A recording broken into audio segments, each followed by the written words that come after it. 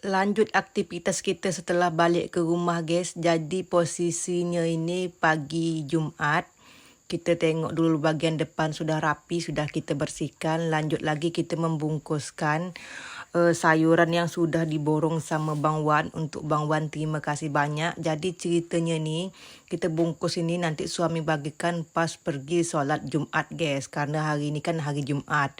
Inilah jualan kita tipis-tipis macam gini guys. Inilah kegiatan Aryo. Selain konten kita jualan hasil yang kita tanam dan kita panen guys.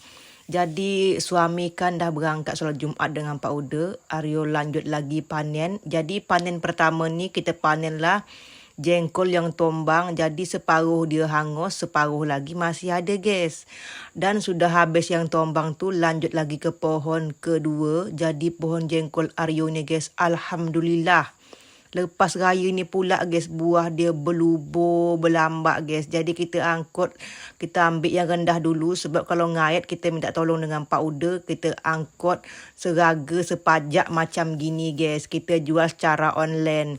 Dan ini tak sangka rupanya suami sudah balik. Kita angkut beransur-beransur je guys. Sikit-sikit lama-lama jadi gunung.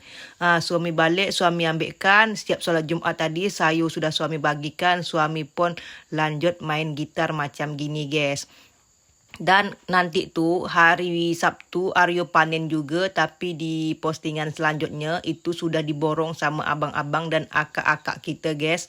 Lanjut dibagikan. Alhamdulillah luar biasa guys. Sangka lepas raya ni merana kan. Rupa alhamdulillah ada aja jalan Allah bagi guys. Kita lanjut jualan sayur-sayur dan jengkol yang berbuah lebat.